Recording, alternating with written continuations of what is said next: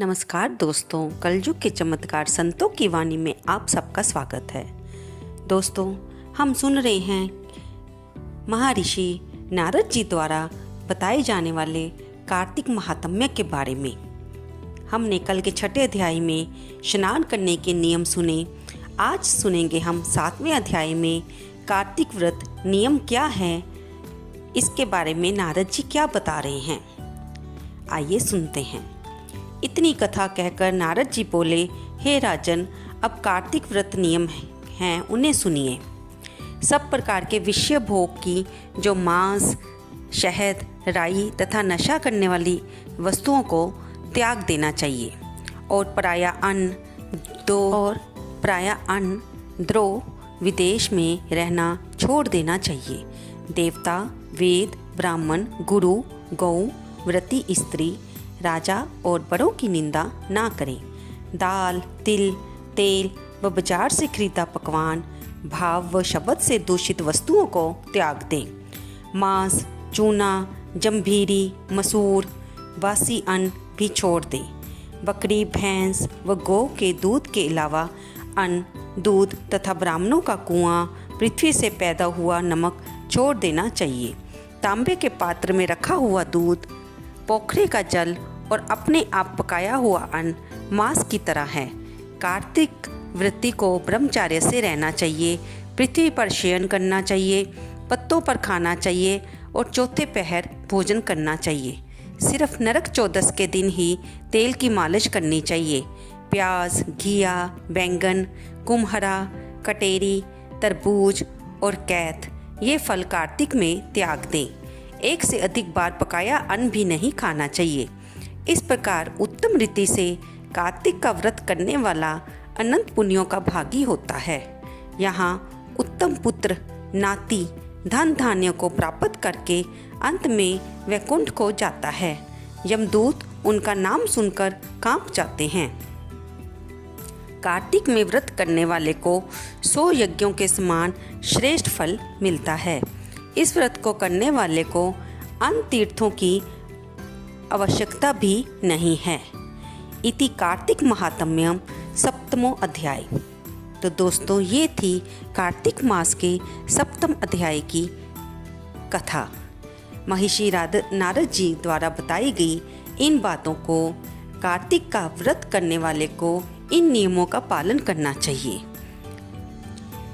दोस्तों, 7वें अध्याय के महात्म्य के बाद आज हम कार्तिक मास की एक कहानी भी सुनेंगे।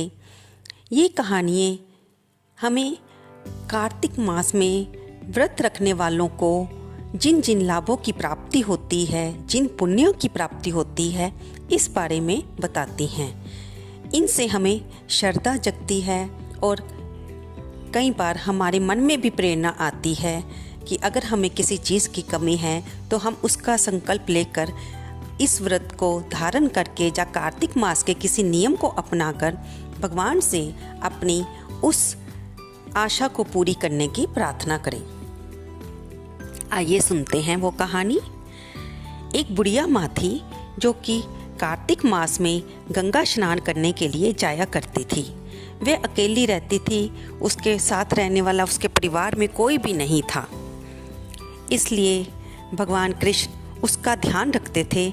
जब वह कार्तिक का स्नान करके आती तो क्योंकि वह नियमों का पालन करती थी और मन की साफ थी, इसलिए भगवान कृष्ण उसे कभी भी भूखा नहीं रहने देते थे। जब वह स्नान करके आती तो वह एक खिचड़ी से भरा हुआ कटोरा उसके दरवाजे पर रख देते। बुढ़िया आती, खिचड़ी का कटोरा देखती, उसे भगवान को भोग लगाकर खाती। ये नियम कितने सालों से उसका चलता जा रहा था, लेकिन जो उसकी पड़ोसन थी वो उससे बहुत द्वेष करने लगी थी, क्योंकि उसके मन में बार बार यही रहता था कि ये बुढ़िया कोई काम तो करती नहीं, फिर भी इसे खिचड़ी का भरा हुआ कटोरा मिल जाता है जिससे इसका गुजारा हो जाता है, और जबकि मैं सारा दिन काम करती हूँ तब भी भरपेट भोजन नहीं मिलता। एक दिन बुढ़िया स्नान करने गई हुई थी।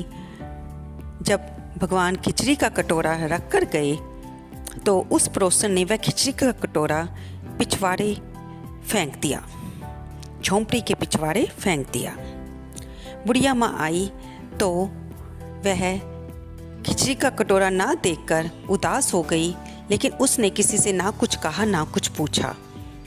अपना जो कुछ भी घर में था वह खाकर अपना समय बिताने लगी। अब रोज़ ऐसे ही होने लगा। जब भी खिचड़ी का कटोरा रख के जाते तो वह पड़ोसन उस खिचड़ी के कटोरे को बुढ़िया की झोंपड़ी के पिछवाड़े फेंक देती। ऐसा कितने दिनों तक चलता रहा और जहाँ पर वह खिचड़ी फेंकती थी वहाँ पर एक पौधा उगाया और उसमें 2 बहुत ही सुंदर फूल खिले।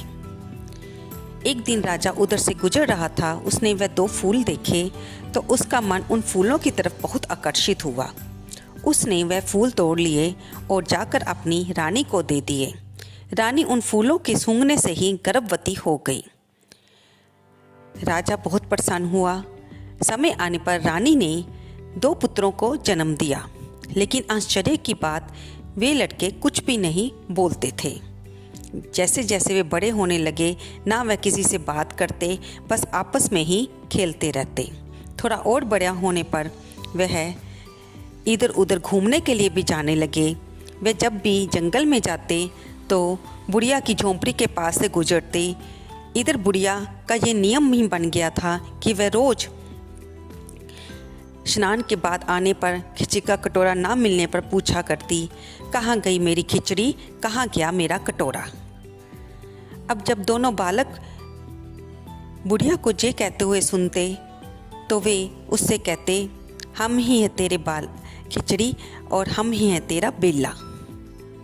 ना तो बुढ़िया की समझ में कुछ आता ना किसी और की समझ में कुछ आता। जब राजा के कानों में ये बात पहुंची तो वह बहुत हैरान हुआ कि ये दोनों बालक यहाँ पर तो किसी से बात नहीं करते और बुढ़िया को ये बात कहते हैं। तब उन्होंने बुढ़िया माँ को राजमहल में बुलाया। राज दरबार में माँ से पूछा गया कि ये कौन सी बातें आपसे करते हैं, हम तो इतने साल हो गए इनको एक शब्द भी हमने बोलते नहीं देखा। तब बुढ़िया माँ ने सारी बात बताई कि उसका खिचड़ी का कटोरा नहीं मिलता और ना खिचड़ी मिलती है और वह यही पूछा करती है कि कहाँ गई मेरी खिचड़ी, कहाँ गया मेरा बेला। तब ये दोनों बालक उसे यही कहते हैं कि हम ही हैं तेरी खिचड़ी और हम ही हैं तेरा बेला। अब राजा ने उन बालकों की तरफ आश्चर्यजनक रूप से देखा तो वो कहने लगे कि उन्होंने दरबार में सारी बात बताई कि किस तरह पड़ोसन ने बुढ़िया की खिचड़ी उठाकर बुढ़िया की झोंपड़ी के पिछवाड़े फेंक दी थी और उसी चमत्कारी खिचड़ी के प्रभाव से हम दोनों पैदा हुए। अब राजा इस बात को समझ गया कि इन बच्चों पर बुढ़िया माँ का भी हक है और ये भी उसके बेटे के ही समान हैं। उन्होंने बुढ़िया से प्रार्थना की कि वे भी अब राजमहल में रहें। बुढ़िया को भी अब सहारा मिल गया, बेटे मिल गए और बुढ़ापे में अब उसका जीवन सुख से बीतने लगा।